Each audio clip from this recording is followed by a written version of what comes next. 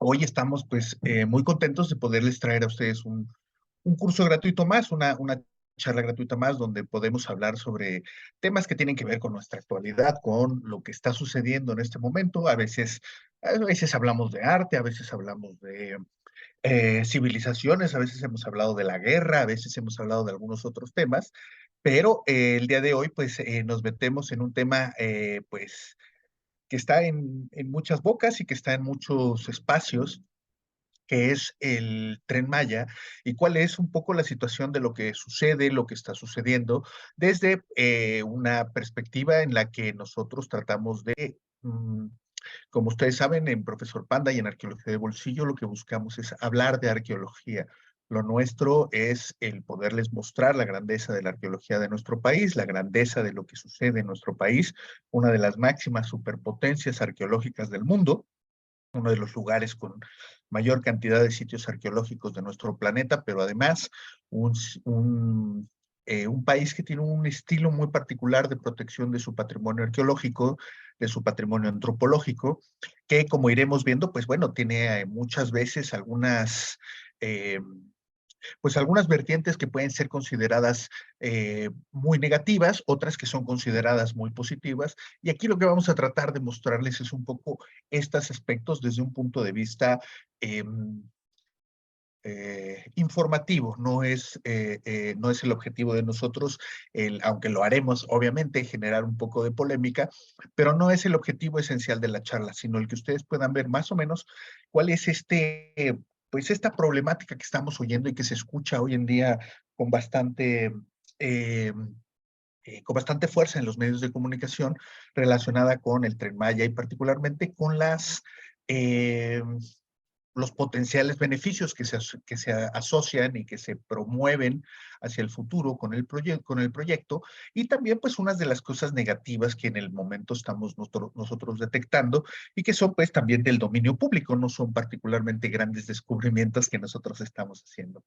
Así que bueno, pues el día de hoy les hablaremos de este tema, les hablaremos y los llevaremos a este recorrido en el tren un poco antes de que él llegue, antes de que el próximo año, como se nos ha anunciado, pueda estar en marcha, pues revisar un poquito cuál es su traza, qué es lo que un poco entender un poco cuál es la situación del Instituto Nacional de Antropología y las intervenciones que se están haciendo, que tienen, podemos adelantar, tienen un sesgo bastante interesante respecto a lo que se está sucediendo, pero también pues tienen que tomar ustedes en consideración que aquí estamos hablando de un proyecto que se está construyendo y que todavía no existe. Entonces, pues obviamente habrá, y lo haremos notar, algunas cosas que están poco definidas o un poco nebulosas, y esto dentro de los medios y dentro de las conversaciones de café que nosotros tenemos usualmente, pues llaman mucho la atención. Entonces, pues gracias a nuestra productora Mariana, que como siempre está atrás de estos proyectos y tratando de hacer que las conversaciones de arqueología y del planeta arqueología continúen, pues les damos la más cordial bienvenida a esta charla, donde pues durante los próximos 90 minutos más o menos los llevaremos un poco a esta región del sureste tan interesante, tan rica, tan llena de vida, y que pues para nosotros es una de las zonas o una de las regiones pues más fundamentales en cuanto eh, pues en cuanto al número de evidencias arqueológicas que nosotros podemos observar y que nosotros podemos encontrar.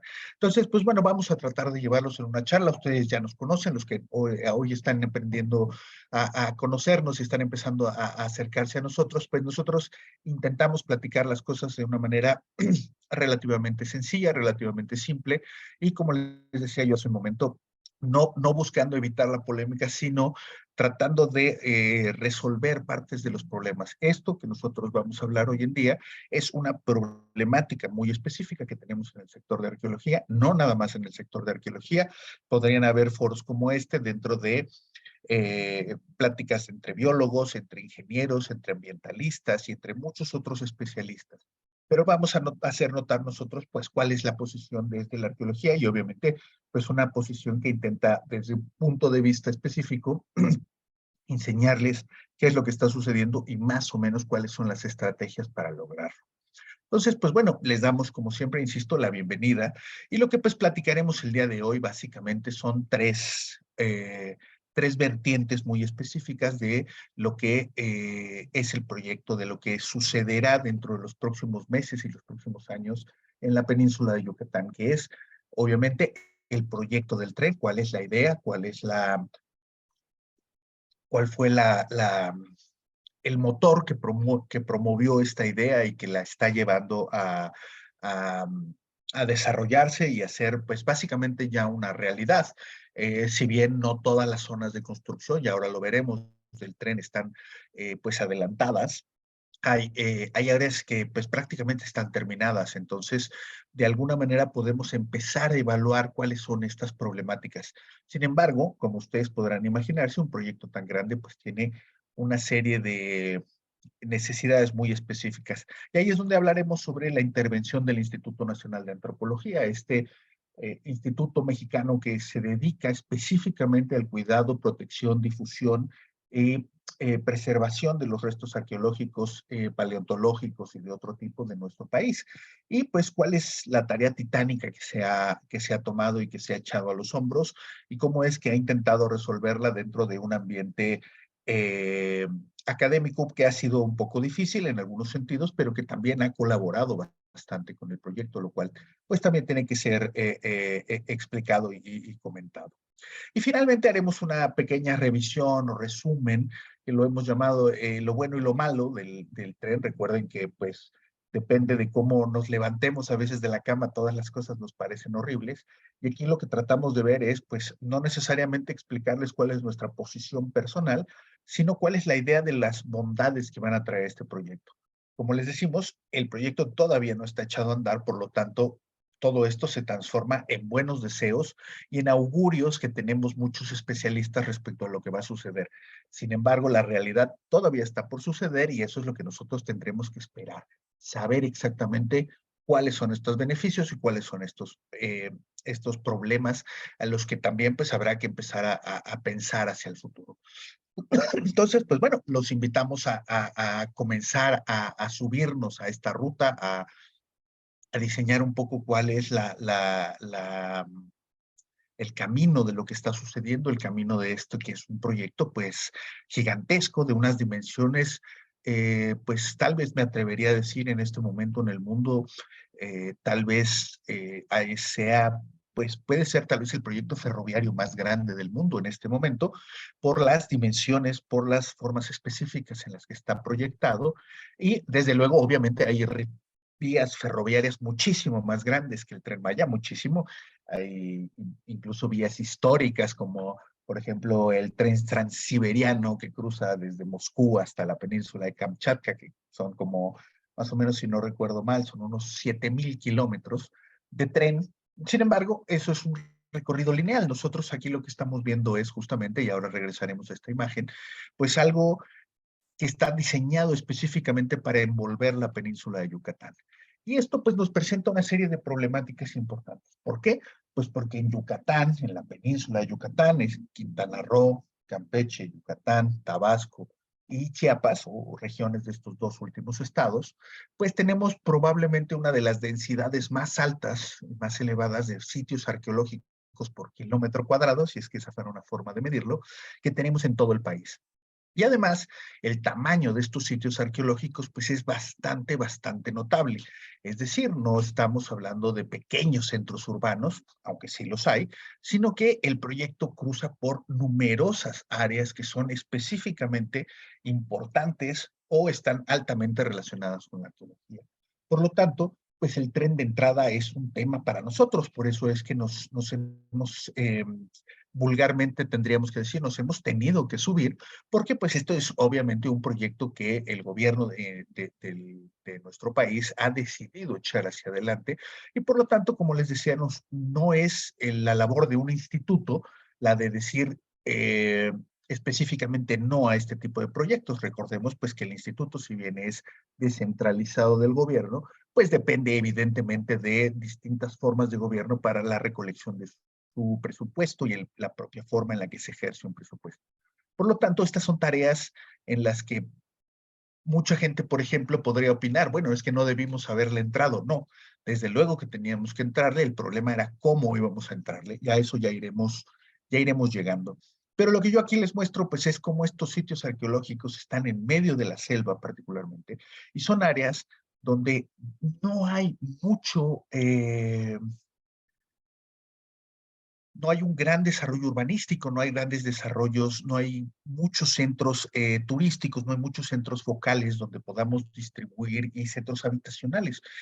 Es decir, el proyecto cruza por numerosas áreas que son, pues, no vamos a decir inhóspitas de nuestro país, pero sí bastante alejadas en muchos sentidos. Y este es justamente uno de los intereses del proyecto. El proyecto lo que busca es, de acuerdo con las informaciones que nos ha dado el gobierno de México, lo que está buscando es potenciar el desarrollo de la península de Yucatán. ¿Por qué? Porque se asume que ha habido una deuda histórica con las regiones del sur, sureste de México, respecto al desarrollo. Si nosotros comparásemos, y esto es un ejercicio que se hace mucho en varias partes del mundo, pero por ejemplo, si nosotros comparamos algunos estados del norte de nuestro país en cuanto a desarrollo, potencialidad, Producto Interno Bruto, es decir, cuánto dinero ganan las personas, en qué trabajan, etcétera, etcétera, los estados del sur tienen una tendencia bastante más notoria relacionada con falta de infraestructura, falta de grandes obras. ¿Por qué? Pues porque todavía hay áreas del sur de nuestro país que no están prácticamente desarrolladas. Y varias de estas zonas están en estos estados, particularmente Campeche, Quintana Roo y Yucatán, donde pues lo que se está buscando es que el tren empiece o lleve de la mano un poco el desarrollo. Esta es una idea un poco romántica de parte de nuestro gobierno, en el sentido de que pues la, el tren no necesariamente tendría que ser el que lleve al desarrollo, sino acompañar el desarrollo. Por lo tanto, aquí el gobierno de México está haciendo una apuesta muy elevada, que es ir a construir un tren en zonas deshabitadas, en zonas poco pobladas, y pensar o esperar que a partir de ahí se vaya desarrollando como focos comerciales, focos turísticos y otro tipo de actividades para que la gente de esta región pueda vivir mejor.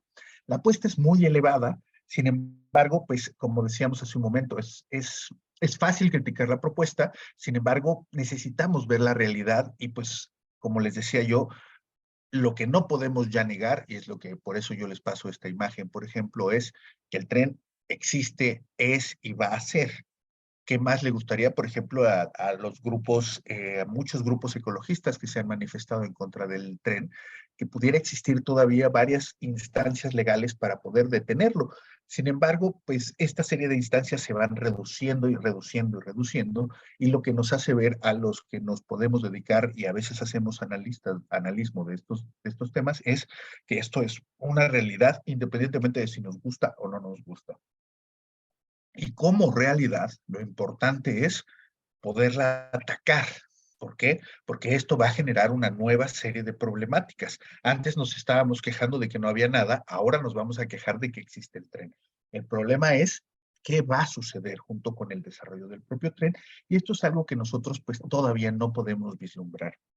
La ruta, como ustedes pueden ver y les he comentado, pues es épica, literalmente. Es un tren que tiene más de 1,500 kilómetros de recorrido y que une particularmente de una manera muy llamativa, pues poblaciones obviamente, grandes poblaciones como Mérida, Valladolid, Tulum, Cancún, Bacalar, Chetumal, o el propio Palenque, Escárcega, aunque no son poblaciones muy grandes, pero los une con Ciudad de Campeche, por ejemplo, también. Sin embargo, lo que nosotros pues hemos visto es obviamente pues que esta es un tren de unas dimensiones, como les decía yo al principio, pues muy llamativas. ¿Por qué? Porque no hay mucho menos de este tipo en el mundo, proyectos que se vean o se aborden de esta manera. Usualmente los proyectos ferroviarios están orientados más propiamente un poco a lo que nosotros vemos con el metro de la Ciudad de México, es decir, conducir personas del punto A al punto B, en el caso de los trenes de alta velocidad, de la manera más rápida. Este no es un tren de alta velocidad, este es un tren turístico, un tren de comercio, un tren de pasajeros, que sí tendrá bastante velocidad, evidentemente, puede, si no mal recuerdo, podría llegar hasta 180, 200 kilómetros por hora en algunos tramos, pero no es precisamente ese su objetivo. Lo que se está buscando es que la gente acuda al tren para poderse conectar con estas ciudades, y aquí es la otra parte que a nosotros nos parece pues espectacular desde el punto de vista arqueológico. El tren está integrando una enorme cantidad de sitios arqueológicos, o pretende integrar una enorme red de sitios arqueológicos, donde obviamente pues lo que se busca es que la gran cantidad de personas que van, por ejemplo, a Chichen Itza, utilicen desde Cancún, desde Tulum, desde Mérida o desde otros lugares, utilicen el tren para llegar a Chichen Itza. Como les digo, es una apuesta un poco fuerte porque hoy en día existe una carretera pues bastante bien establecida, una autopista de hecho de cuota que une a este tipo de poblaciones, por ejemplo, con el sitio arqueológico. Sin embargo, lo que tenemos que entender es, y ahora llegaremos a eso al final, es pues que aquí lo que se está buscando es potenciar aún más lo que ya está sucediendo. Recuerden que México es uno de los países que más turismo recupera de todo el mundo, y que, porque obviamente pues tenemos una enorme cantidad de atractivos. Sin embargo, lo que el tren está tratando de hacer es un poco atraer a un turismo que es potencialmente muy elevado, que es el que va a Playa del Carmen, a Cancún, a Tulum, a la Riviera Maya, básicamente, y tratar de integrarlo o hacer que recorra otras áreas que no siempre recorre como turista. Piensen, por ejemplo, que mucha gente va a Cancún y se queda en Cancún.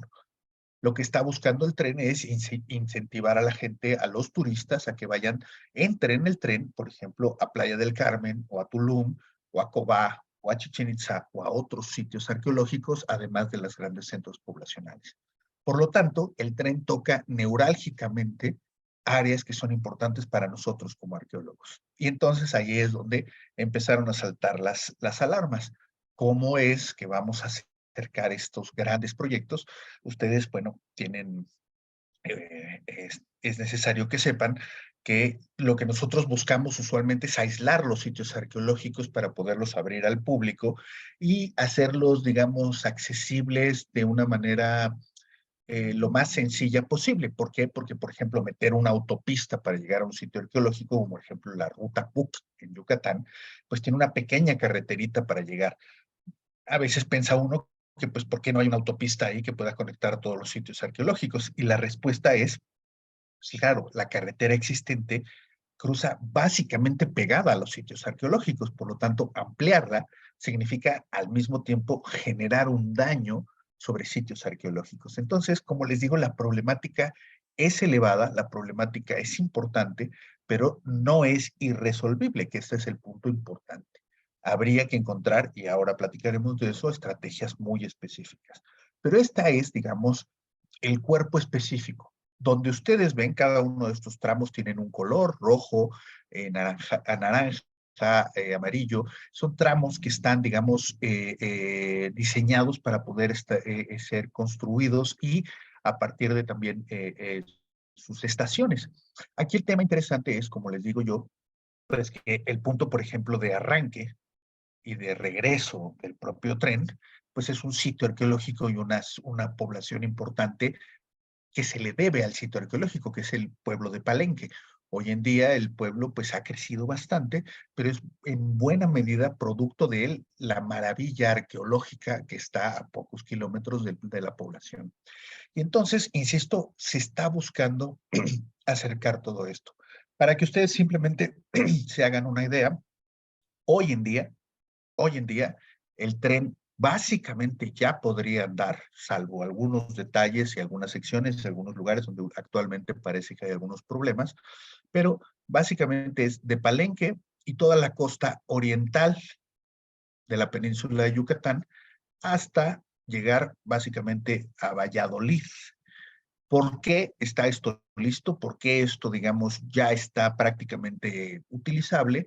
Pues porque esta misma ruta que ustedes ven que sigue el tren es, está al lado de carreteras. Se utilizan en buena medida carreteras ya existentes, Y, por ejemplo, lo que nosotros pudimos observar durante un viaje el año pasado a la península de Yucatán es que la antigua autopista, por ejemplo, que une Mérida con Valladolid, uno de los sentidos, el que va de este a oeste, se convirtió en el trazo del tren y la carretera se amplió hacia el oeste. Es decir, se, se construyó el tren sobre la carretera y la carretera se recorrió unos cuantos metros hacia el poniente. Esto, pues, nos indica que es obviamente más sencilla la tarea de construcción, aunque todavía había una enorme cantidad de problemáticas por resolver, pero esto es más o menos por lo que estos tramos han sido, como veremos un poquito más adelante, liberados, como decimos vulgarmente nosotros. Sin embargo, el tramo que va desde Tulum hacia Bacalar, es decir, por el este de la península y hacia el sur, y de Bacalar hacia donde se llama Xpujil, Calakmul y Escárcega, es un tramo bastante más complicado y está apenas entrando bueno, no apenas, pero ya lleva parte del adelanto del trabajo en esta región. Sin embargo, es difícil porque en esta región sur del estado se encuentra particularmente un área todavía más densa de yacimientos arqueológicos que nosotros conocemos como el Petén. Y esta zona, el norte del Petén, es Calakmul aproximadamente, pero en esta región central del estado de Campeche y de Quintana Roo hay una enorme cantidad de sitios arqueológicos ya conocidos y falta otra enorme cantidad de sitios arqueológicos por conocer.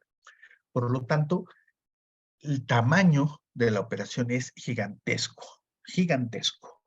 Y esto, insisto, hace que el proyecto sea todavía más complejo. Además, irá acompañado, obviamente, como vemos en las proyecciones sobre las estaciones que tendrá el Tren Maya, pues va acompañado de una transformación del paisaje urbano de todas estas pequeñas poblaciones que pues hasta hoy pues cuentan con una terminal de autobuses básicamente, pero que irán pues desarrollándose. La idea es, como les digo, que a partir de estos focos que van a ser las propias estaciones y los nuevos desarrollos asociados a las estaciones, pues se pueda generar una mejora económica para las personas que están viviendo ahí. Obviamente, pues este es un proceso que se tiene que ir dando y dependerá obviamente del éxito del tren, es decir, de que los turistas se suban al tren y entonces comiencen a usarlo y a gastar dinero para que esto pues se vaya sintiendo en las comunidades. Por lo tanto, esta visión se adelanta. Sin embargo, hoy en día el beneficio pues está en la enorme cantidad de trabajo. Si ustedes van hoy en día a la península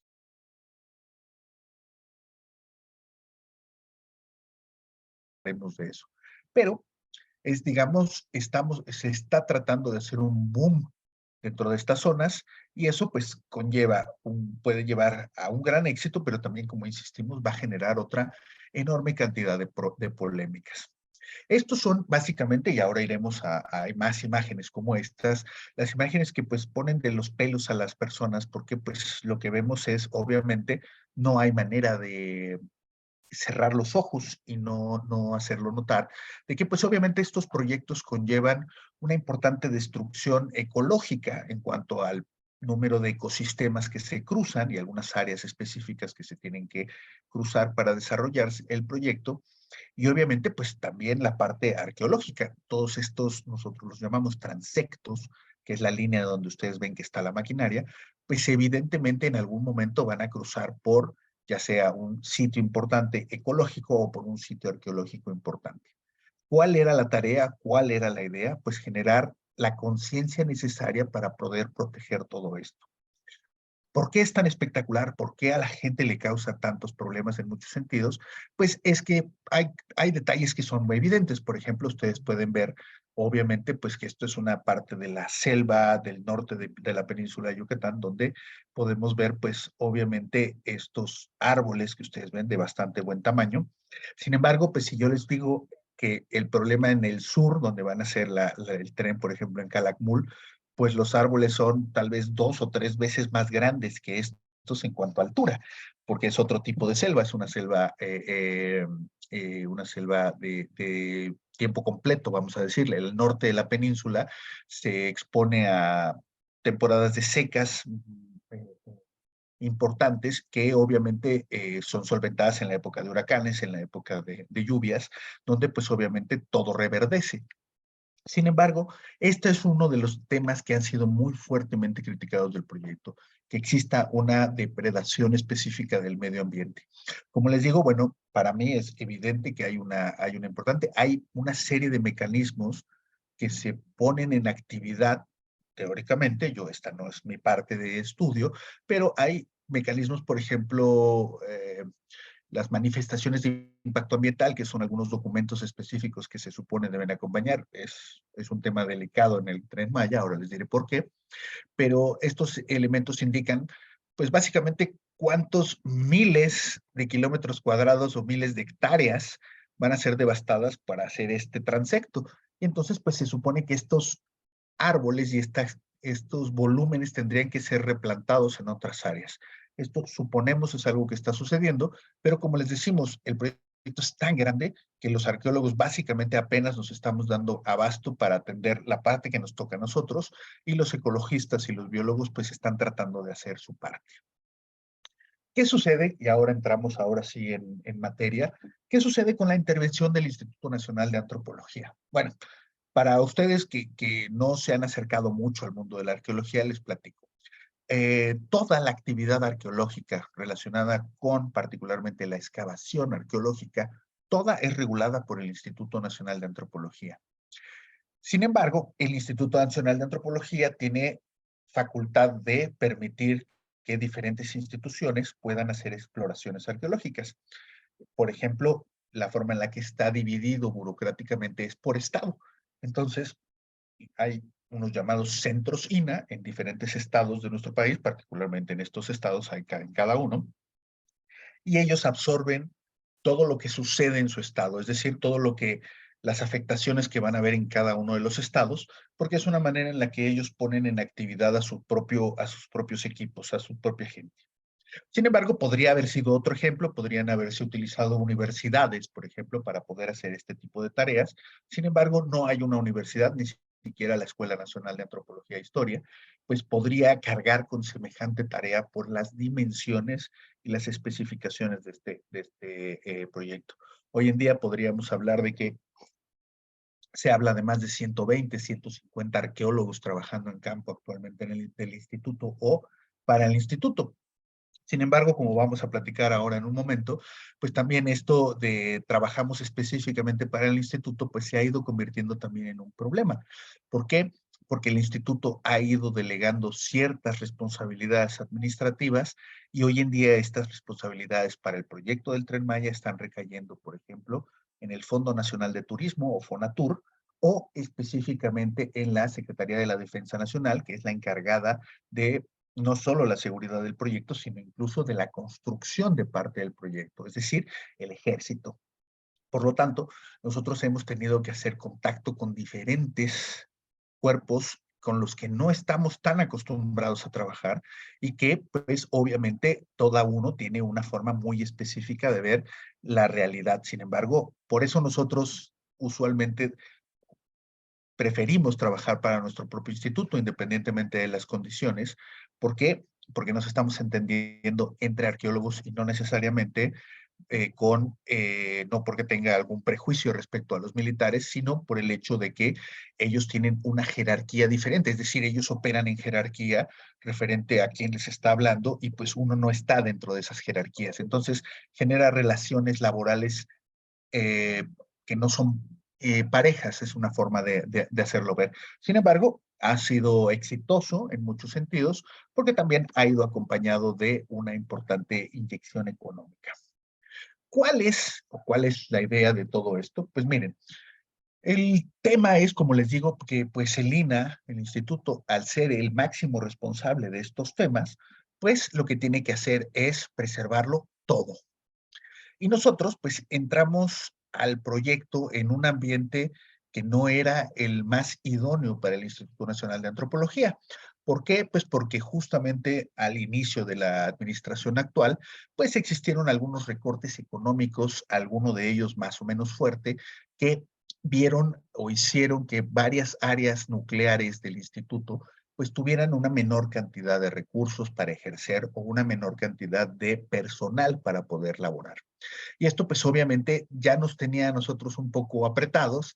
La llegada del Tren Maya pues aceleró muchísimo las cosas y hemos tenido que resolver de muchas otras formas, por ejemplo, con una enorme cantidad de estudiantes o de no porque tenga un problema al respecto, sino de muchos pasantes en arqueología que han ido a trabajar y han encontrado un espacio importante para poder trabajar y sobre todo para ellos bien pagado o más o menos bien pagado, aunque bueno, esto depende, cada quien habla cómo le va en la feria, ¿no?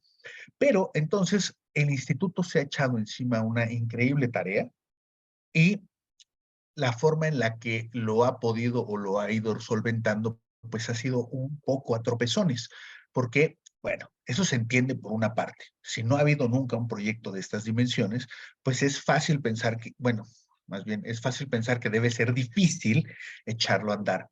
Piensen ustedes que los máximos proyectos que se vienen trabajado en México referentes a salvamentos arqueológicos, pues por ejemplo podríamos citar las grandes presas como Simapán en Querétaro o como las grandes presas que existen, Chicoacén, por ejemplo, es un gran ejemplo en el estado de Chiapas. Son proyectos que históricamente tardaron mucho tiempo en ser efectuados, años de labores, y que dieron una enorme cantidad de resultados. Sin embargo, estos proyectos eran trabajados por equipos arqueológicos pequeños, por ejemplo, la presa del Cajón la trabajó un gran arqueólogo mexicano llamado Raúl Barrera, que trabaja en el proyecto de arqueología urbana del centro de la Ciudad de México actualmente, y él hizo esta, que es un área, la presa del Cajón en Nayarit y Jalisco es un área muy grande, e hizo una serie de hallazgos muy, muy importantes. Sin embargo, su equipo de trabajo, pues básicamente eran 3 arqueólogos y una buena cantidad de trabajadores.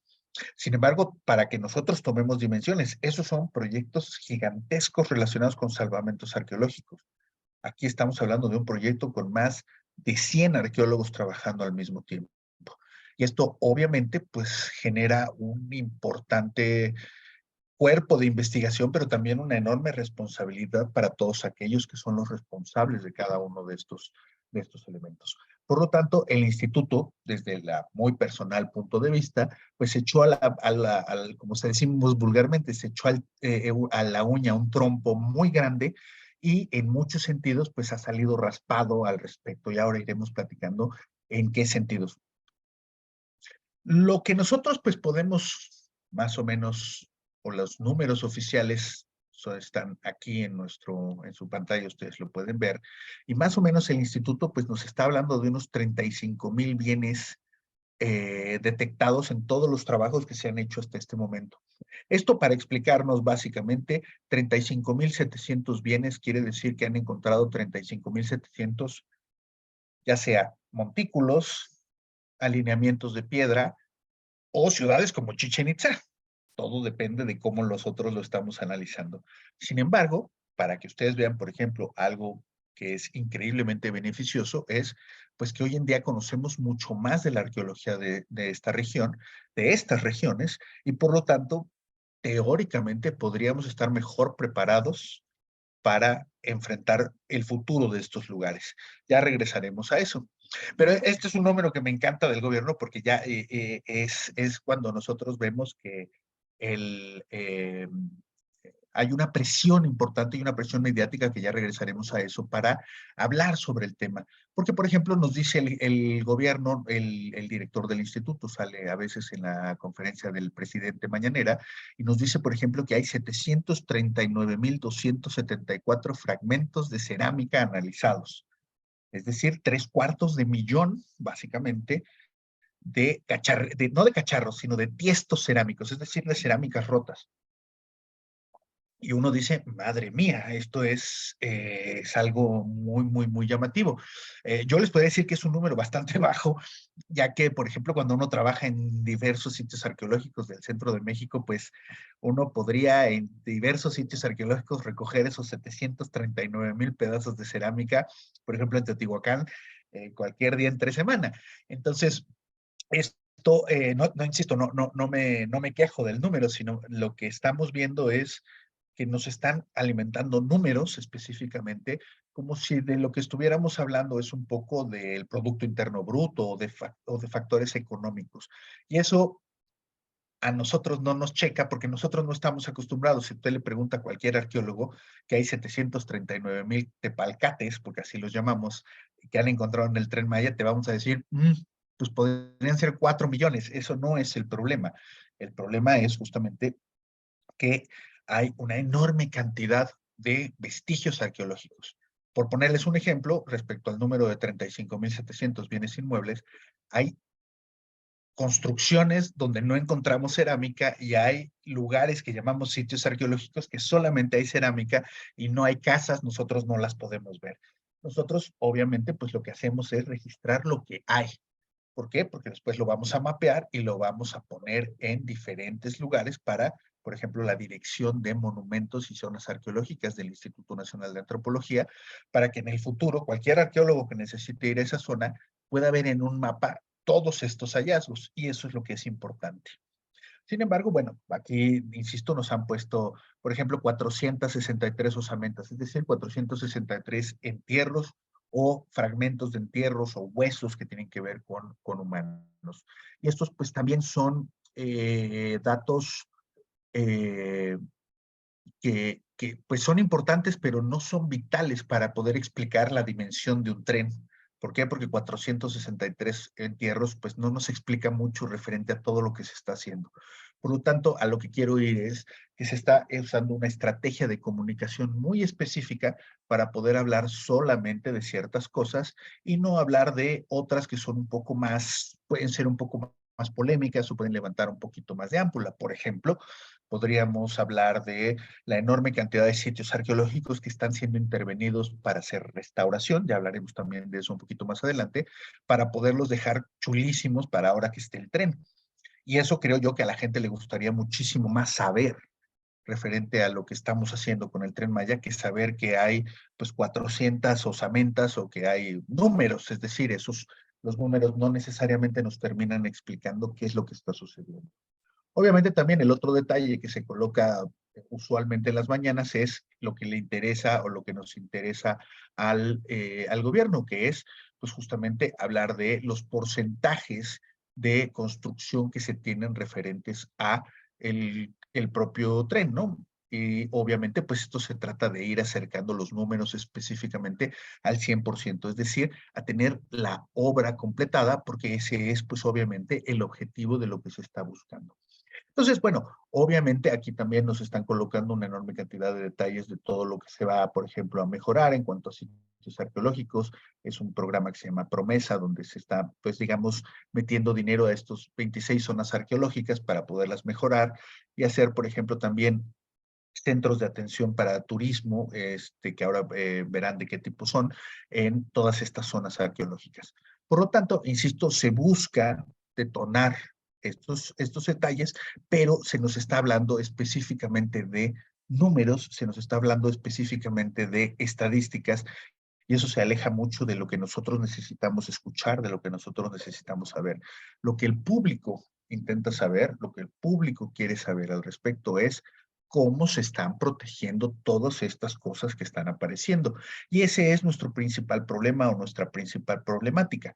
Cómo poder mostrarle a la gente, primero, que se están detectando los sitios y dos, que se están cuidando. Por eso les decía yo que la estrategia de comunicación que se está utilizando pues es un poco errónea, porque le daría mucho más al gobierno poder hablar de lo que se está haciendo en cuanto a la protección y cómo se está atacando específicamente la protección de estos sitios y no necesariamente una serie de números o una serie de detalles específicos. ¿Por qué? Porque como ustedes pueden haber visto y estamos platicando, si tenemos unos 31,300 o 31 no sé cuántos mil sitios arqueológicos o bienes o edificios que se han sido detectados, pues por ejemplo, aquí podemos ver que hay sitios arqueológicos como estos pequeños templitos, este pequeño altar, que está además asociado con grutas, asociado con otros entornos naturales. ¿Qué sucede? Pues que nosotros usualmente lo que nos está pasando es que encontramos que la ruta del tren pues pasa muy cerca de estos lugares. Y eso no es sano ni para el tren ni para estos lugares. ¿Por qué? ¿Por qué no es sano para el tren? Pues porque, bueno, eso es una evaluación técnica por dónde puede pasar o por dónde no puede pasar. Pero desde el punto de vista arqueológico el problema que nosotros tenemos es que para construir la vía del tren, obviamente necesitamos personas transitando por estos lugares. Y mientras más tránsito haya en todos estos lugares, pues mayores posibilidades tenemos de que estos sitios sean saqueados. Y ese es uno de los principales problemas a los que nos podemos enfrentar en el futuro. Que así como el INA ahora, por darnos un número de 30 y tantos mil bienes inmuebles o estructuras, como nosotros las llamamos, pues ahora va a tener la obligación de cuidar las 30 y tantas mil estructuras. ¿Por qué? Porque se supone que esa es la chamba. Nosotros sabemos que el instituto difícilmente va a poder hacer esta tarea en todos sus casos, pero lo importante es utilizar la información que sí tenemos, porque, pues como ustedes se pueden imaginar, no tenemos totalmente o la totalidad de la información. Contamos con mucha información periodística, contamos con mucha información relacionada con temas mediáticos específicamente, pero la realidad es que todavía no tenemos una buena cantidad de información técnica referente a estos proyectos. Es importante también que ustedes sepan, los arqueólogos usualmente hacemos informes técnicos de todas nuestras excavaciones, sin embargo, no hay una obligación temporal respecto a cuándo yo tengo que entregar estos informes y por lo tanto cuándo pueden ser consultados por el público o por los otros especialistas. Por lo tanto, aquí caemos en un juego donde la información ya está recopilada, ya está recopilado, ya está registrado. Sin embargo, pues está todavía en lo que nosotros llamamos el limbo de la arqueología, que es el momento entre el que tú terminas de trabajar y el momento en el que tú entregas tus informes técnicos, que usualmente pues es una tarea muy larga, a veces en algunos casos lleva años preparar un informe técnico y nosotros pues podríamos esperar que toda esta información vaya a tardar mucho tiempo. Sin embargo, además, pues nos enfrentamos al problema de que se está bloqueando el acceso a esta información. ¿Por qué? Por muchos motivos. Evidentemente, ustedes se pueden imaginar que tener un mapa de todas las zonas arqueológicas detectadas por el tren, pues podría ser muy jugoso negocio, por ejemplo, para saqueadores, por ejemplo, o para desarrollos económicos de otro tipo. Entonces, pues se ha decidido de alguna manera bloquear parte de la información y esto pues no es sano en general. Ahorita hemos tenido estos días una fuerte discusión en nuestras cámaras, particularmente la Cámara de Diputados, relacionado con ah, este sitio, perdón, preguntaban qué sitio era este que estamos viendo. Esto está anteriormente, bueno, esto está en cerca de la costa de Tulum. Nosotros, por ejemplo, el estilo ustedes lo pueden reconocer fácilmente. Las puertitas pequeñas y este tipo de altares son muy, muy, muy propios de los estilos de la costa de Quintana Roo. Y si no mal me acuerdo, es un sitio que está en la parte de Campeche, pero no recuerdo exactamente ahorita cuál es el nombre de este lugar. Sin embargo, cuando hablamos de esos 33,000, 35,000 estructuras, esta es una, por ejemplo, es decir, hay otras 34,000, pero como les digo, algunas pueden ser tres piedritas juntas y nosotros las llamamos ocupación humana y les ponemos un nombre, pero pueden llegar a ser así de grandes o incluso más grandes todavía. Es por eso que les digo, es importante. Si a mí me preguntan, pues estos edificios seguramente que tienen asociadas ofrendas, espacios, regalos, pinturas, y por lo tanto, dejarlo abierto y sin cuidar es un riesgo elevadísimo que estamos corriendo al hacer el proyecto del tren. Obviamente nosotros podríamos pensar, bueno, después las va a cuidar el gobierno y el INA y tal. Esto es una tarea muy, muy, muy difícil y esto es uno de los principales peros que tienen los especialistas. No era el tren propiamente, sino las actividades que pueden ir ligadas al propio tren, como por ejemplo el tema del saqueo. ¿Por qué? Porque ya estamos corriendo riesgos, no porque los constructores del tren sean rateros, pero vamos a decir, la curiosidad pica Y entonces, pues ustedes imagínense que ustedes están encontrando este edificio, lo están limpiando y se dan cuenta que hay pues cámaras internas, edificios internos, cuerpos internos. Es difícil, si no hay una autoridad cerca, es difícil pensar que no nos vamos a meter a curiosear. El hombre es una persona, es un animal curioso por naturaleza, sin embargo también es un animal, pues en algunos casos maloso, y entonces pues muchas veces hemos ya visto casos donde están existiendo saqueos, están existiendo algunos problemas de este tipo, y que pues es justamente, como les digo, parte de la problemática externa al tren, es decir, esto debiera ser y tiene que ser, es un bien para la nación conocer estos lugares, pero además el problema ahora es protegerlo. Si ustedes preguntan, por ejemplo, si van a Teotihuacán un día, se suben a la pirámide, bueno, ya no nos podemos subir a las pirámides ahora desde la pandemia, pero si se subieran, verían una enorme cantidad, hay cientos de conjuntos domésticos en Teotihuacán. Cuando yo he sido, por años trabajé en Teotihuacán, por lo tanto puedo hablarles un poquito de ese caso. Hay más de 2,000 complejos habitacionales en Teotihuacán. Cada complejo mide más o menos unos 60 por 60 metros o tal vez más grandes.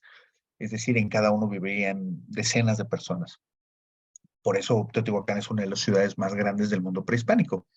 Sin embargo, cuando yo le digo a la gente que nosotros conocemos más o menos el 3 al 5% de Teotihuacán, se sorprende muchísimo. O que, por ejemplo, hemos excavado unos 15, 20 conjuntos domésticos de 2,000. La pregunta evidente que nos hace la gente y los turistas es, ¿y por qué no excavan más?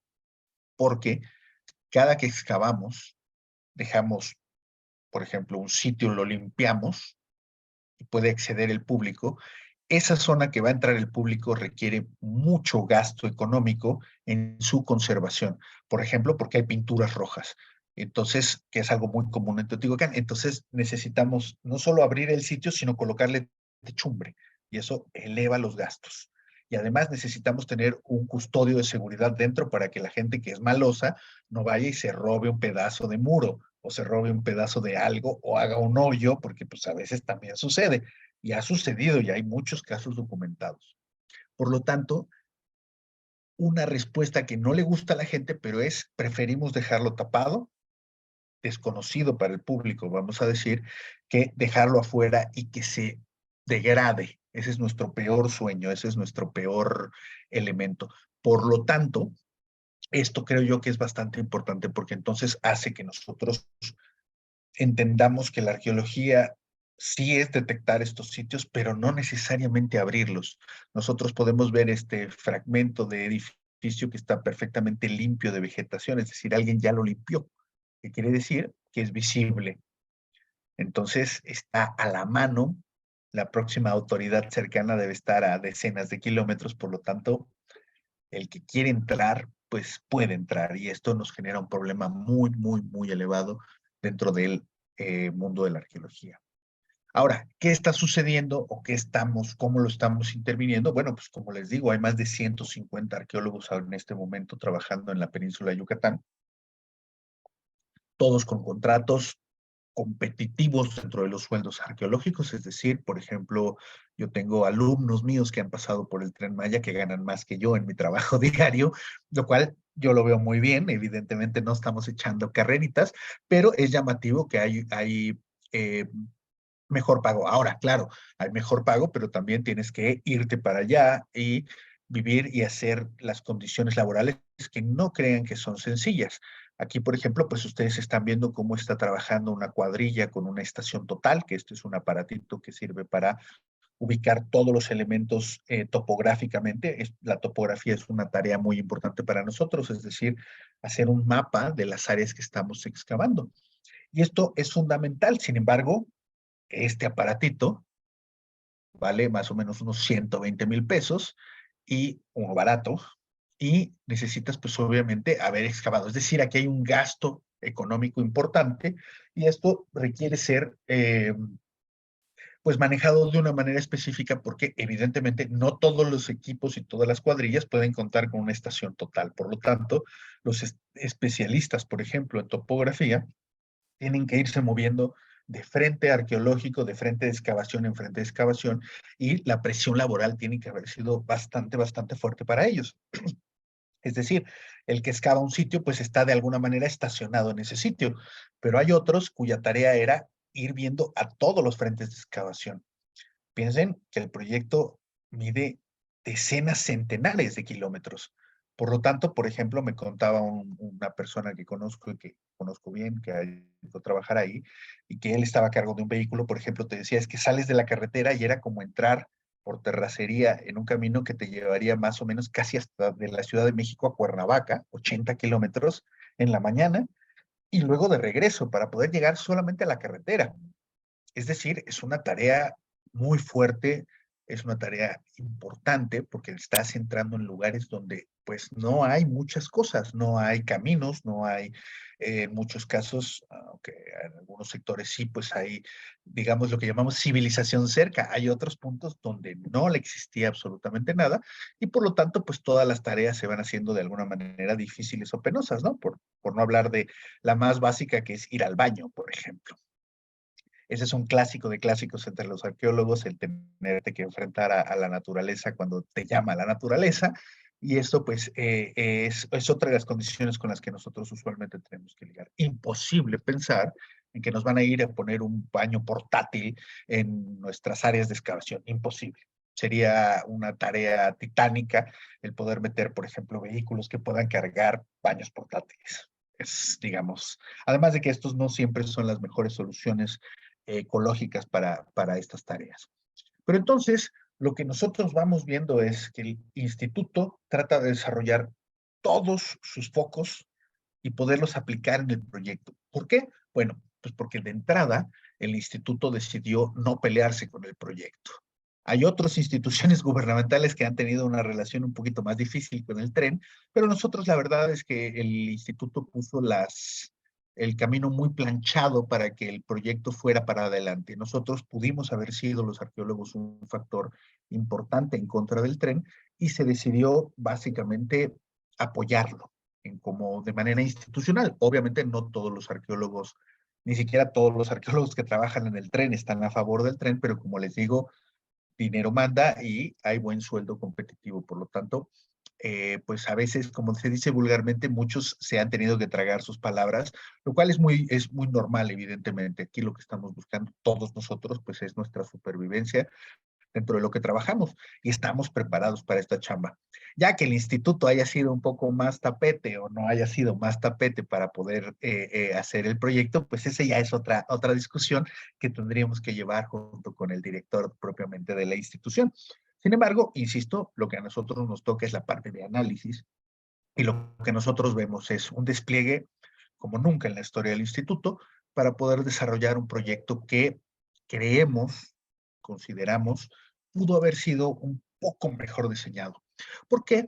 Pues porque nosotros encontramos una falla que creo yo que es una falla técnica importante, de la cual es difícil hablar en los medios de comunicación o difícil hablar en cuanto a la parte mediática. Y es no tanto la forma en la que está hecho este salvamento, cómo están hechos estos trabajos, porque todos los especialistas son de alguna manera profesionales. Ese no era el problema. El problema es que estos proyectos, para que ustedes más o menos entiendan, todos estos proyectos que son tan grandes, que son de infraestructura pública, requieren de una serie de estudios previos que tienen muchos nombres, pero digamos, el punto inicial de todo esto es una cosa que se llama estudio de factibilidad. Y este estudio de factibilidad tendría que ser formado por una serie de especialistas. Pueden ser, a veces son compañías, a veces es un tema económico, es un tema comercial, pero en general, en muchos casos, en el caso de la arqueología, usualmente se busca a académicos de alto nivel para poder generar una idea de cómo atacar este tipo de problemas. Este documento no existe, o por lo menos no es público y no ha sido conocido. ¿Por qué? Porque el primer proyecto, por ejemplo, desde el punto de vista biológico, también desde el punto de vista arqueológico, pero uno de los principales temas, por ejemplo, hubiera sido que la ruta del tren cruza, por ejemplo, por reservas de la biosfera y zonas arqueológicas delimitadas a través de la ley. Se supone que esto no puede suceder. se supone. El tema es que sí está sucediendo. ¿Por qué? Porque, como les digo, el tren se echó a andar de una manera rápida como una pelota y no se digirieron algunos temas que tenían que haber sido discutidos previamente, como inicialmente estos estudios de factibilidad y después estudios mucho más específicos en el caso de, por ejemplo, la biología y la ecología, como las manifestaciones de impacto ambiental. Estos documentos son muy específicos en decir, se van a derribar, como les decía yo hace rato, 700 hectáreas de árboles de este tipo y entonces el que va a construir, el gobierno, tiene que reponer eso. No puede nada más destruirlo. Es decir, se le va a dar un permiso para destruirlo, pero tiene que hacerlo de una manera cuidada. Tiene que, por ejemplo, se tienen que ir a ver nidos de animales que estén cerca de esas vegetaciones, comunidades de animales, comunidades, pasos, por ejemplo, se ha discutido mucho, de lo que más se habla es de los pobres jaguares en esta región, pero no es el único animal, no es el único, es el rey del ecosistema, pero no es el único animal que existe en esta región. Por lo tanto, estos son estudios de una gigantesca complejidad y que nosotros, por motivos que ahora platicaremos un poquito más adelante, pues hemos decidido saltarnos. Y esto nos ha generado una enorme cantidad de problemáticas. ¿Por qué? Porque estos estudios previos podían haber indicado con mayor claridad por dónde sí y por dónde no podría haber pasado el tren. Por ejemplo, un geólogo hubiera objetado muchísimo porque el tren va a cruzar en lo que se llama el anillo de cenotes del norte de la península de Yucatán. Yo no soy experto en eso, pero ellos están muy espantados porque es una zona que tiene una enorme cantidad de cavidades, cuevas, etcétera, etcétera. Por lo tanto, pues no es la zona ideal para que pase un tren de estas dimensiones. Sin embargo, como les digo, estos estudios, al no haber sido presentados o no haber sido hechos, no lo sabemos, pues saltaron una enorme cantidad de normativas. Y ahí es donde debimos haber saltado y no tanto, aunque también obviamente es importante, posteriormente. Y ahí creo yo que los que fallamos fuimos muchos de los especialistas que a esto se dedican. Es decir, en decir, espérate, espérate, espérate, tú no puedes pasar un tren o no puedes pasar una carretera específicamente sobre Calakmul. ¿Por qué? Porque Calakmul es una reserva de la biosfera, es decir, nosotros se la dimos al mundo, no nada más a México, al mundo. Por lo tanto, tendríamos que justificarle al mundo, que es el poseedor de esta reserva o la de Siancán, en el sur de Quintana Roo, ¿por qué vamos a cruzar este tipo de áreas y cuál sería el beneficio? Evidentemente. Estas son las problemáticas que han ido derivando ya en problemas específicos, como por ejemplo el caso de, ustedes habrán visto por ahí, hay un caso muy importante de cuevas donde hay una enormes cantidades y comunidades de murciélagos, por ejemplo. Entonces estas cuevas, cuando uno las ve específicamente junto con el trazo, dices, madre mía, el tren va a pasar por arriba de estas cuevas, es decir, va a alterar la vida de estos animales. Y el problema, pues, es que estos animales son importantísimos porque son polinizadores, comen una enorme cantidad de insectos, es decir, mantienen ciertos balances ecológicos. Pues eso es lo que nos cuentan. Pero esta es la parte, insisto, más problemática del proyecto. El hecho de que ya lleguemos ahorita a discutir sobre dónde van a poner una columna o no, es un problema ya muy adelante de lo que nosotros debimos haber atajado el problema o de lo que mis colegas especialistas debieron haber llamado para atajar el problema.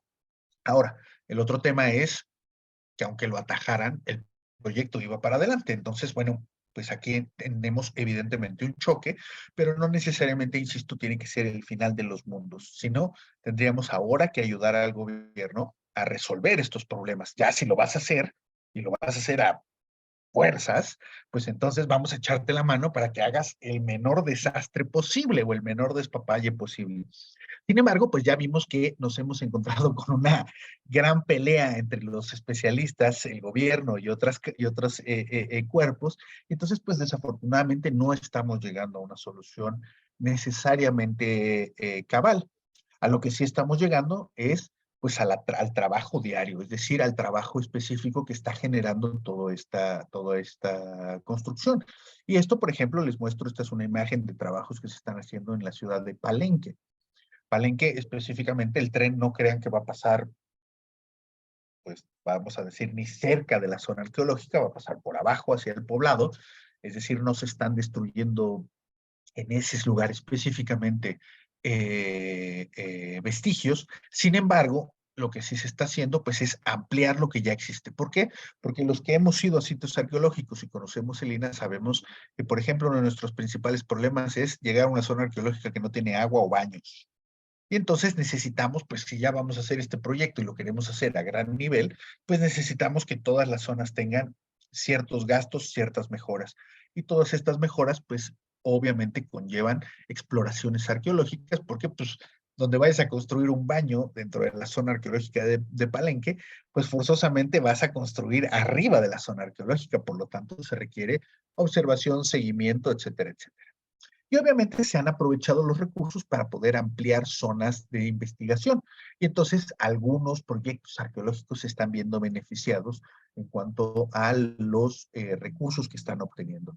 Sin embargo, insisto, esto se nos está haciendo ver como directamente asociado al tren, y pues sí está directamente asociado, pero no específicamente con la construcción del tren, sino con lo que entendemos va a suceder. Ellos están esperando más turismo, por lo tanto están tratando de ampliar su infraestructura para recibir a los visitantes que teóricamente van a llegar.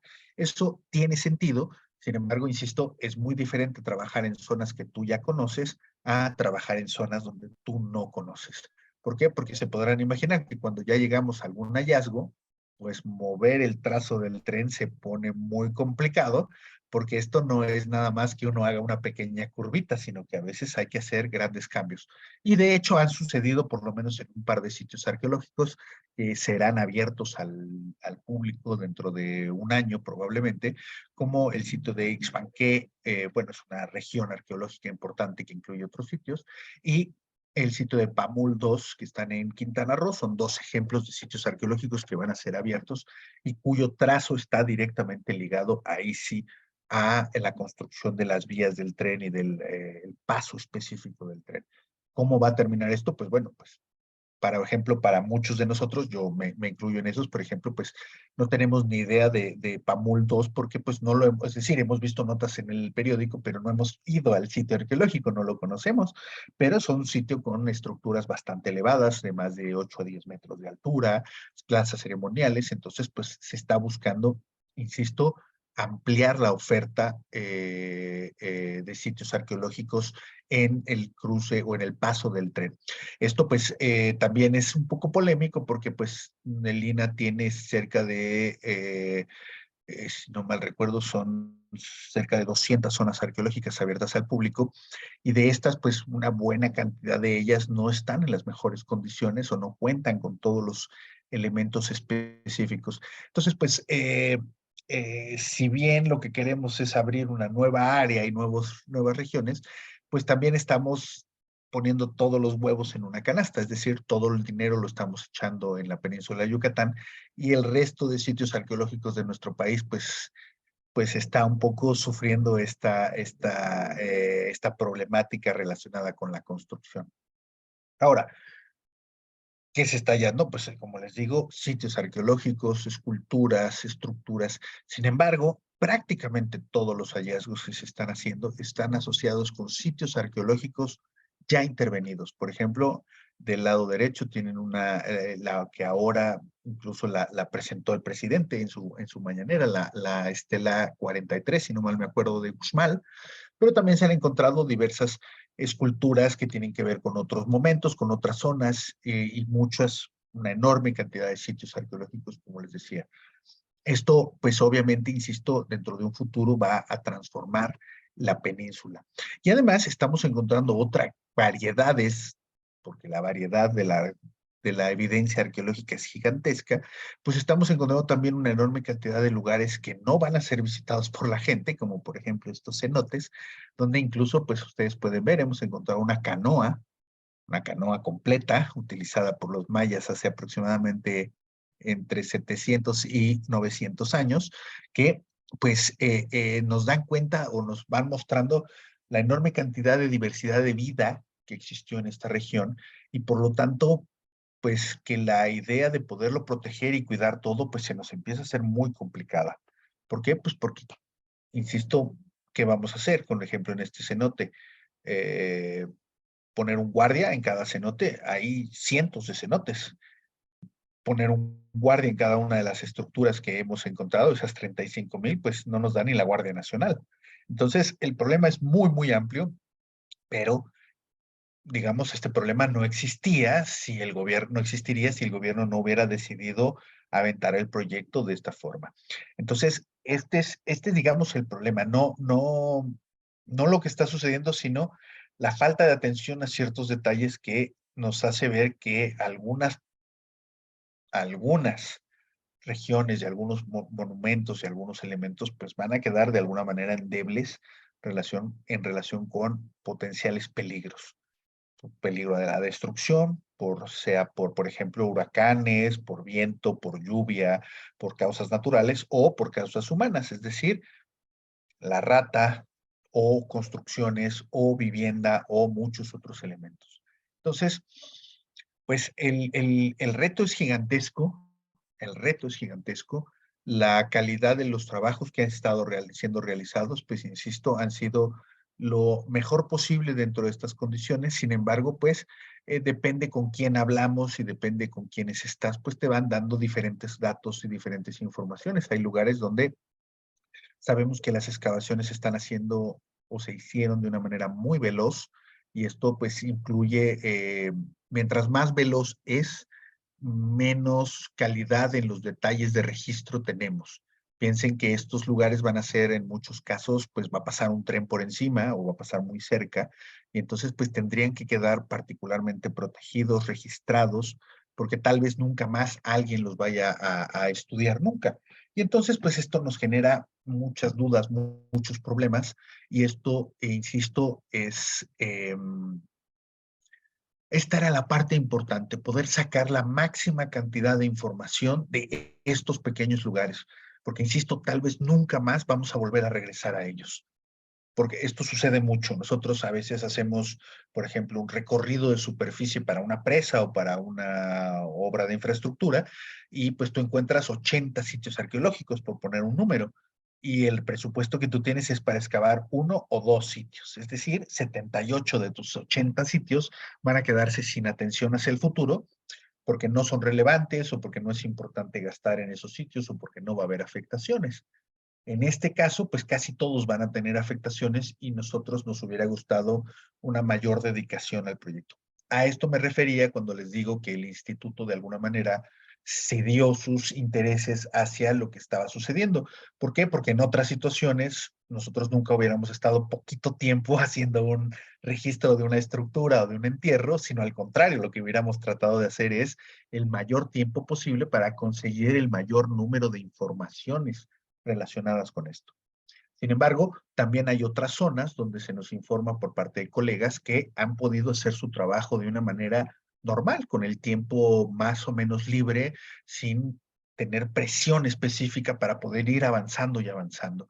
Pero esto, bueno, obviamente, pues depende de cada área, depende de cada investigador, depende de muchos factores. Sin embargo, lo que sí muchos compañeros nos comentan era, pues justamente que el tema de trabajar junto o de la mano con el ejército usualmente no fue una de las mejores estrategias, porque pues como les decía yo hace un rato, el ejército tiene una jerarquía muy específica y por lo tanto para ellos la necesidad importante es sacar el proyecto adelante de una manera rápida. Y para nosotros rápido no es una solución. Yo, por ejemplo, trabajo todos los días en el Templo Mayor, excavo una ofrenda y llevo 3 años excavando una ofrenda. ¿Por qué? Porque tengo que registrar las posiciones específicas de cada uno de los elementos y estos son muy complejos. Hay miles de objetos y miles de elementos dentro de una ofrenda del Templo Mayor.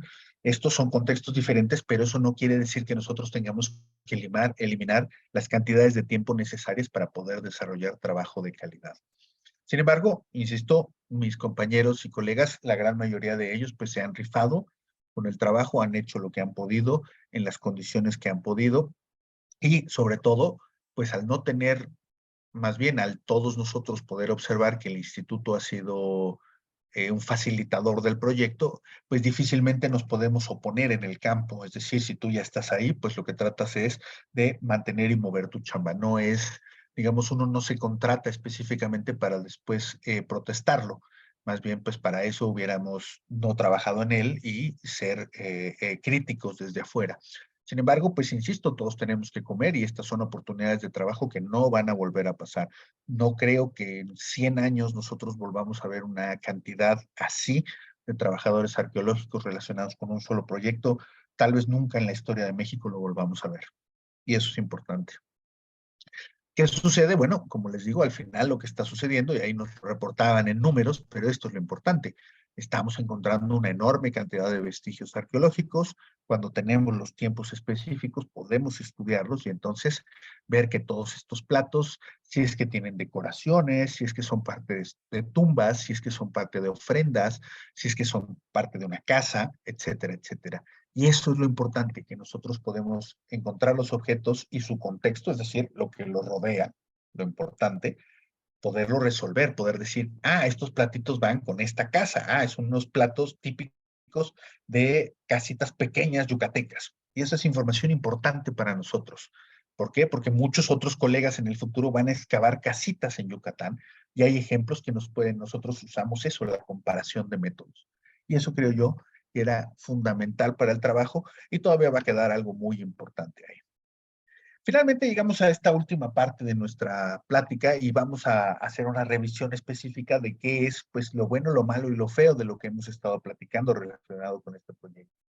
Y esto pues, insisto, tiene muchas aristas y como les decía yo, pues no es nuestra intención la de generar ese puntillear sobre esas aristas, sino tratar de empezar a darle como un poco el agua a los guijarros, pasar por un lado y tratar de ver cuáles son nuestras soluciones. ¿Por qué? Porque muchos arqueólogos llevan generando queja durante 2 años que lleva el proyecto, pero nadie ha propuesto caminos diferentes que el instituto pudiera seguir. Por lo tanto, lo único que queda es un camino y ese es hacia adelante y hacia la construcción. Y nosotros seríamos muy tercos al tratar de chocar con eso. ¿Por qué? Porque estamos viendo todos los días, dónde viene, de cómo se forma. Y esa es la parte justamente con la que quiero empezar de esta sección o esta última cierre, que es lo bueno, lo malo y lo feo. Independientemente de sus gustos o sus intereses políticos o sus seguidores o su fanatismo político, como ustedes lo quieran llevar, el principal problema de este proyecto es que sea politizado. Es decir, este tiene que ser un proyecto de infraestructura, no un proyecto de ideología. Sin embargo, bueno, nosotros contamos con un presidente que nos ha llevado un poco a ver las cosas de esta forma. Yo no voy a opinar si es bueno o malo o si ese es otro problema. Lo que sí es evidente es que todos los días en la mañana, el personaje más importante de nuestro país, que es el presidente, habla de este proyecto y de lo importante que va a ser este proyecto. Por lo tanto, todos sus secuaces, minions, colaboradores o como ustedes los quieran llamar, es decir, el resto del gobierno, está echado para adelante. Eso es completamente normal. Si el líder está yendo hacia adelante, uno lo sigue cuando cree en él, evidentemente. Y estos son proyectos que tienen que ver con una enorme cantidad de política. A nosotros eso en lo personal no nos gusta. A mí me gusta mucho el análisis de la política, pero no me gusta cuando ya veo que la política se está metiendo en las áreas donde nosotros tenemos que ver. Este es un proyecto que tendríamos que estar resolviendo de otra forma y con otra comunicación. Sin embargo, todos hacemos lo que podemos y en este caso, pues tenemos también que decir, el señor presidente hace lo que tiene que hacer. Es su proyecto, es su idea y la tiene que llevar hacia adelante. Por supuesto que nos podemos quejar de muchas cosas, pero bueno, esa es la visión que se tiene. Ahora, insisto, nosotros tenemos que lidiar con esa realidad. Esto está sucediendo y por lo tanto, independientemente de tus fobias o filias, pues tienes que resolverlo.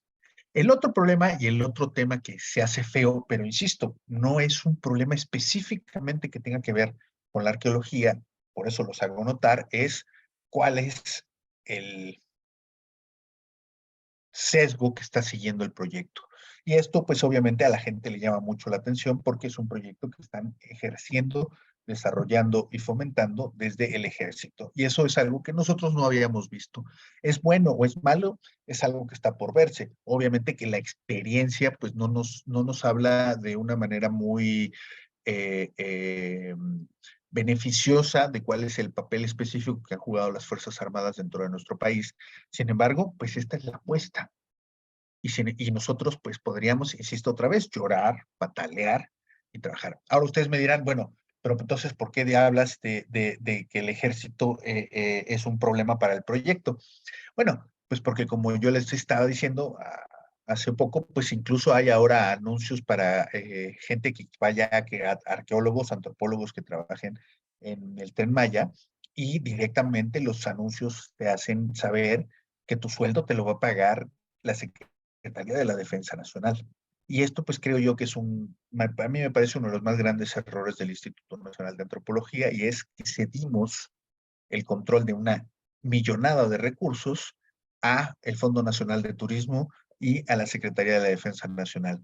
Desde mi punto de vista, el Instituto Nacional de Antropología debería haber asumido la carga completa de este proyecto para poderlo desarrollar de una manera independiente y poder dar resultados que sean no solamente buenos para la administración pública del presidente y del gobierno que va a construir el tren, sino que además sean fundamentalmente importantes para los arqueólogos, que somos los que formamos el instituto. Entonces, esa es una parte muy llamativa. Tu patrón, es decir, el que paga manda, pues termina siendo el ejército, y esta parte, pues sí estamos acostumbrados a que paguen terceros nuestros sueldos, solamente que no estábamos acostumbrados a que fuera otra institución del gobierno, particularmente, además una tan lejana a lo que nosotros hacemos, que es el ejército. Sin embargo, insisto, son problemas que debieron ser solventados de manera original, y que a estas alturas del partido pues ya no nos queda mucho más que chilletear al respecto. ¿Cuáles son los otros elementos? Bueno, tenemos que pensar forzosamente, a pesar de que nos guste o no nos guste el Tren Maya, pues tenemos que pensar que esta es una zona fuertemente deteriorada económicamente de nuestro país, y que es una zona donde algo tenía que suceder. Yo no sé si el tren u otra cosa, pero algo tendría que suceder. Y esta, insisto, por eso les abría yo con eso y les estoy cerrando un poco el tema con eso, pues esta es la apuesta del gobierno. Y la apuesta es, pues que obviamente habría que ser muy macabro para pensar que no es esa de verdad la apuesta, que le vaya mejor a la gente del sureste, que tengan una mayor cantidad de recursos, que tengan una mejor forma de poder desarrollar su vida. Piensen que en todas estas regiones, en todos estos estados, problemas graves son, por ejemplo, dónde acceder a educación media superior, es decir, preparatoria, acceder a educación universitaria, acceder a muchas cosas es muy difícil. Por lo tanto, sí siento que es importante el que sucediera algo. Me llama la atención que uno de nuestros motores para desarrollar el sureste sea la arqueología. Me impulsa a pensar que esto tiene que salir bien. Sin embargo, bueno, pues los factores son muchos, las poblaciones son muchas, los puntos de afectación van a ser muchos. Por lo tanto, eh, es difícil y es un poco inocente pensar que en todos los casos va a salir bien. Entonces, necesitamos tener el ojo crítico, que es lo que no hemos tenido desde el gobierno particularmente, el ojo crítico para corregir rápidamente las problemáticas, para solventar rápidamente con todos estos problemas sociales que se desarrollan, y poder hacer que de verdad esto funcione. Nadie, sea de la formación política o apolítica que ustedes quieran, no creo que nadie desea que este proyecto sea un fracaso. Al contrario, queremos que sea un éxito, independientemente de quién lo está llevando a cabo. Si les sirve de chisme, nada más para que ustedes se den cuenta de la dimensión de este proyecto, los que tengan buena memoria no me dejarán mentir, pero uno de los proyectos que tuvo nuestro queridísimo presidente, el Copetes Peña Nieto, cuando te decía en su campaña política para ser presidente, te lo firmo y te lo cumplo, algunos se acordarán, pues uno de sus proyectos era el Tren Maya. Entonces, a mí me dio mucha risa ver que ese proyecto era revivido por la izquierda y por el presidente López Obrador, porque es un proyecto básicamente priista de origen en cuanto a sus dimensiones y en cuanto a su gestación. Lo interesante de todo esto es que además, así como nos lo prometió y nos dijo que nos lo iba a cumplir, fue uno de los primeros proyectos a los que renunció el gobierno de México de Enrique Peña Nieto a poder desarrollar porque prefirieron no meterse en Honduras y obviamente había otro factor, ya saben, que es el del que yo quiero inaugurar las cosas completas. Entonces, obviamente, pues todos quieren, el presidente, los presidentes, muchas personas no hacen obra pública que no va a terminar en su sexenio, y eso le pasó a Peña Nieto. En este caso, creo yo, si a mí me preguntan, creo que es lo que va a suceder. Yo no creo que el tren esté listo el año que viene. Yo supongo que lo que va a estar es la línea de Cancún a Palenque, que les digo, básicamente está casi lista y seguramente esa será la inauguración del Tren Maya. Los otros tramos hacia el sur del país son realmente complicados, son realmente complejos y todavía falta mucho que ver en ese respecto. Ahora, como les decía, ¿cuál será lo bueno o cuál es la idea? Pues que tenemos que traer a todas estas personas a estos sitios arqueológicos y no nada más a Chichen Itza. Entonces, como les digo, la apuesta del gobierno es que la gente se suba al tren y pueda moverse a diferentes sitios arqueológicos. Esto obviamente pues es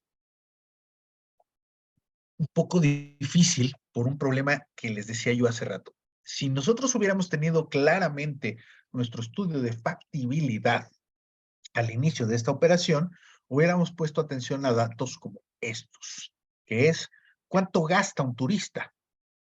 Y entonces, pues nosotros veríamos que un turista al más o menos al año, en el año 2017, pues hubiera gastado y hecho gastos, por ejemplo, de $390, por ejemplo, y un turista internacional, gastos de 99, $900 en estancias o en diferentes gastos turísticos, es decir, la derrama económica. Nosotros lo que vamos a necesitar, y ese es el problema del proyecto y del diseño del proyecto, es este turismo, el que va, por ejemplo, a Chichen Itza, es turismo que va de Cancún, básicamente, o de Valladolid o de Mérida. Pero digamos, el que a la gente le gusta es el que viene de Cancún, que es público que viene con mucho dinero en general, gasta mucho dinero, por ejemplo, en un cuarto de hotel. Por lo tanto, viajar y gastarse 200 o 300 pesos en un camión que los va a llevar hasta un sitio que es una maravilla de la humanidad, pues para ellos no es particularmente problemático. El show es que nosotros deberíamos mover a estas personas con sus maletas para que ellos se quedaran a dormir en lugares como Chichen Itza o en otros lugares. ¿Por qué? Porque estos lugares, por ejemplo, Cobá, Tulum o Chichen Itza, se convierten en sitios arqueológicos de visita diaria y regreso a Cancún. Por lo tanto, necesitaríamos que estos sitios arqueológicos tengan una mejor organización y una mejor oferta hotelera. Piensen ustedes, voy a llevarlos otra vez al centro de México. Cuando nosotros vamos a Teotihuacán, ¿qué hacemos? Pues sales de Ciudad de México, vas a Teotihuacán, comes y te regresas. ¿Por qué?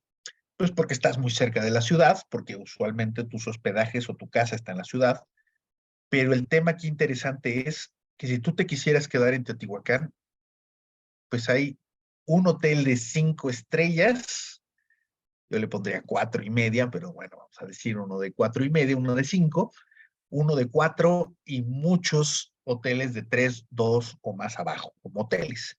Por lo tanto, la gente no encuentra, además de que es un gasto extra, no encuentra atractivo quedarse en Teotihuacán. Por lo tanto, si ustedes van en esta hora a Teotihuacán, es un pueblo muerto, muerto. No hay turismo, no hay gente que se quede ahí. Y esto es lo que nosotros necesitamos que no pase con el Tren Maya. Y esto es un problema que tienen que resolver desarrolladores, estadistas, economistas. ¿Por qué? Porque necesitamos atraer a este público, a esta señora que trae su suéter. Miren, además la ternura me encanta, ¿no? Va a Chichen Itza con un suéter cuando tienes más o menos 35, 40 grados de temperatura. Entonces, estos traen mucha lana y estos son los que nosotros queremos que se queden y que gasten, pero que gasten no nada más en Cancún, es decir, que no vayan y vengan. Por lo tanto, necesito que haya hoteles en otros lugares y hoteles de ciertas categorías. No estamos ahí todavía. Eso es importante que lo desarrollemos y hasta que no lo desarrollemos, pues si ustedes han ido a Calakmul, pues podrán ver que en Calakmul, pues básicamente hay 3 hoteles a unos 50 kilómetros. Por lo tanto, quedarte ahí, pues es, digamos, si te gusta oír los grillos, pues es un lugar maravilloso, pero realmente una oferta para tener un restaurante nocturno y hoteles, no la hay, y eso ya tendría que estarse diseñando desde hace mucho tiempo. Por eso les decía yo al principio, es un gran riesgo hacer o pensar que el desarrollo lo va a llevar el tren. Más bien, había que desarrollar ciertos focos y entonces que el tren los uniera hubiera sido más fácil, pero bueno, yo no soy el urbanista y yo no soy el constructor del tren. Pero estos son datos, insisto, importantes. Todavía vamos a estar escuchando un montón de noticias relacionadas con el tren, sobre todo de las intervenciones que están sucediendo. Hay una enorme cantidad también de restauradores, de colegas restauradores que están trabajando en diversos sitios, como todos los sitios de la zona PUC, como Labnas, Ayil, Cabá, Uxmal. Hay enorme cantidad, Chaltún, Oxquintoc. Hay enorme cantidad de talento humano trabajando para poder reconstruir estos edificios, dejarlos en buenas condiciones y prepararlos para lo que viene, prepararlos para la enorme cantidad de visitantes que obviamente, como les decía yo, pues también están siendo o van a ser atendidos por nuevas obras de infraestructura. Por ejemplo, este es un centro de atención a visitantes que se está construyendo en Palenque. Aunque ustedes no lo crean, Palenque tiene un museo pequeño, el Museo Alberto Ruz, pero no tiene algo que es importante y fundamental hoy en día, que es un centro de atención a visitantes que usualmente lo que busca es, primero, tener la infraestructura básica para que ustedes puedan pasar al baño, comprar algo, pero además un lugar que nos muestre específicamente cómo accedemos a estos sitios, que nos diga rápidamente y de golpe, con medios, por ejemplo, electrónicos, qué es Palenque y qué es lo que tú vas a ver dentro de tu recorrido a la zona arqueológica. Esto es importante y todas las zonas arqueológicas de México deberían tenerlo, pero pues obviamente todavía no lo tienen y vamos poco a poco. Pero bueno, esa será la tarea del propio tren, ese será el camino que nos va a marcar el tren y esperamos que junto con esta charla que hemos tenido el día de hoy, pues ustedes puedan tener un poco más de claridad de cómo es que nosotros vemos el tren, cuál es el recorrido, el físico, pero también el metafórico, ¿no? ¿Cuál es el camino hacia el que nos estamos acercando? ¿Qué es lo que queremos y qué es lo que vamos a lograr con el tren? Esperamos, esperamos que todavía haya tiempo suficiente para meter las apretadas de tuerca que requiere todo este proyecto desde la tribuna de la arqueología. Obviamente habrá muchos otros temas que discutir desde la biología, la ecología, el urbanismo, la arquitectura, etcétera, etcétera, etcétera. Todo esto, insisto, es para el beneficio de una de las zonas más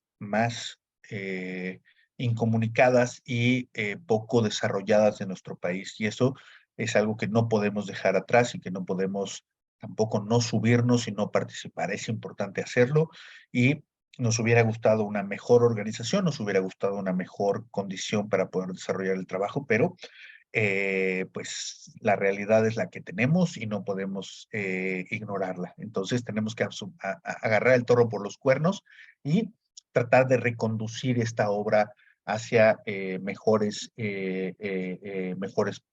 caminos. Nosotros, pues hasta aquí hemos llegado con esta charla, con este curso gratuito para que ustedes pudieran saber un poco sobre, no tanto hablamos de la ruta como una metáfora, sino también como el camino hacia adelante, que es lo que vamos a ver en el futuro con el propio tren. Nos sirve de pauta también para poderlos invitar al próximo curso que vamos a dar nuestros amigos de Profesor Panda y Arqueología de Bolsillo, donde pues vamos justamente a descubrir un poco sobre la arqueología maya y un recorrido a través de sus regiones y sus ciudades, donde los vamos a llevar específicamente a, por ejemplo, la cuenca del río Sumacinta, para que ustedes conozcan sitios como Bonampak, Palenque, Yaxchilán y otros, o al Petén para que vean estos grandes sitios como Calakmul o Tikal, aunque están en Guatemala, pero sitios muy importantes. Y también, obviamente, ver otros sitios, en otra sesión, la parte norte de la península de Yucatán, el estilo PUC, toda la arquitectura de la costa de Quintana Roo, y cerraremos esas sesiones con la arqueología de Guatemala y Centroamérica relacionada con los mayas. Esperamos que ustedes nos acompañen. Es un curso de 4 sesiones, de 4 martes, si no mal recuerdo, que serán el 9, 16, 23 y 30 de mayo, y que ustedes pues podrán a través de nuestras redes sociales, el WhatsApp y otros medios acercarse a nosotros. Ya les iremos enviando información para que, si ustedes lo consideran, pues nos acompañen en estos cursos donde hablaremos específicamente ya sobre temas arqueológicos, sobre sitios arqueológicos, costumbres, hallazgos, etcétera, etcétera. Esperamos que nos acompañen. También los vamos invitando de una vez a nuestro siguiente recorrido de arqueología y foto que nosotros hemos estado diseñando. Ahora vamos a llevárnoslos a recorrer el bosque de Chapultepec, donde pues la idea es que ustedes vayan con una cámara o con su teléfono y tomemos cientos de fotos. Ahí vamos acompañados de Dana, una especialista en fotografía que nos va llevando a mejorar su técnica y mejorar sus conocimientos respecto a la fotografía, poder comparar sus trabajos, y además pues nosotros les vamos acompañando sobre pues detalles relacionados con el pasado y la arqueología del bosque de Chapultepec, que tiene bastante, aunque ustedes no lo crean. Chapultepec era una especie de isla dentro del lago de México y siempre fue muy recurrente su actividad, y entonces pues hoy en día es un sitio y un recorrido donde vamos a poder ver gigantescas esculturas, petrograbados, en un castillo, fuentes. Si les digo que por ahí los vamos a llevar a ver un tótem canadiense, pues también les va a llamar mucho la atención. Entonces, pues esperamos que los que gusten nos acompañen. Es una clase teórica donde se habla de preceptos básicos de fotografía para que ustedes puedan mejorar sus conocimientos, y una clase de un recorrido práctico el sábado 27 de mayo. Esperamos también que nos acompañen. Ya les haremos saber nuestros recorridos y todos los detalles de logística, y si a ustedes les interesa, pues pregúntenos específicamente, que para eso tenemos todas nuestras redes sociales a su disposición. Finalmente, pues no nos queda más que agradecerles su visita por el formato que tenemos en esta ocasión. Vamos a dar por finalizada. Simplemente sé que tenemos una enorme cantidad de comentarios y de detalles que por ahí nos han hecho saber. Se los agradecemos mucho. Incluso también a algunos que en nuestras redes sociales por ahí incluso se nos llegaron a pelear, incluso por el tren sí y el tren no. Bueno, recuerden que a nosotros no nos peleamos con la realidad, nosotros nos peleamos con las posibilidades que tiene estas realidades. Y entonces, bueno, pues tratamos de conocer un poco más sobre estos temas. Le agradecemos muchísimo a Miguel Covarrubias, a Juan Flores, a Joshua. Gusto en verte de nuevo. Miguel, que estuvo bastante activo con los comentarios. Aipa Terrícola, como siempre, muchas gracias por tu comentario y por los detalles. Gabriel, iPhone, Laura, muchísimas gracias, les agradecemos muchísimo su participación. Esperamos que haya sido de su agrado esta charla. Próximamente ya tendremos nuevas charlas. Próximamente, hacia fin del próximo mes, tendremos una nueva charla gratuita, y esperamos que pues ustedes se animen, y si tienen alguna pregunta o alguna información, pues pueden pedírnoslos a través de nuestras redes sociales y les haremos llegar toda la información relacionada. Por lo tanto, por lo pronto, esto ha sido todo. Les agradecemos muchísimo a todos ustedes, a Lila, como siempre, Mari Carmen, Juan, Marta, Carlota, Raquel, Rosaura, mucho gusto en verte, como siempre. Jano, un abrazote. iPhone, Gerardo, Gabriela, iPad Terrícola, como siempre, muchas gracias. Otro iPhone 8, Ana María García, Miguel Covarrubias, muchas gracias por toda tu participación. Luis Antonio, Patricia, Eri, Gómez Barriga, Ana María, como siempre, que le mandamos un gran abrazo, a Gina también. Muchas gracias a todos, les agradecemos mucho su participación y esperamos verlos pronto. Muchas gracias y muy buenas noches. Gracias a ti, gracias. Buenas noches, gracias. Hasta luego, Rosaura, gracias. Buenas noches, gracias. Gracias a todos. Muy Gracias. Gracias, buenas noches.